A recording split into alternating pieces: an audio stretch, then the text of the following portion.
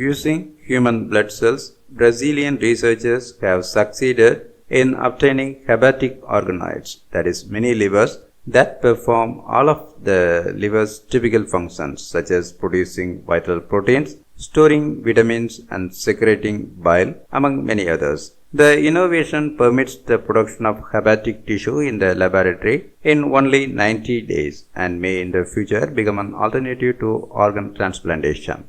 This study combined bioengineering techniques such as cell reprogramming and the cultivation of pluripotent stem cells with 3D bioprinting.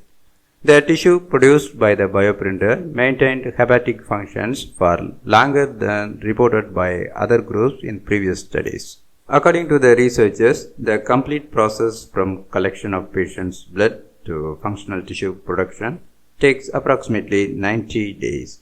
In this study, researchers developed mini livers using blood cells from 3 volunteers as raw material and compared markers relating to functionality such as the maintenance of cell conduct and protein production and release. The liver is responsible for many metabolic, endocrine and exocrine functions. Approximately 2 million deaths per year are associated with liver failure.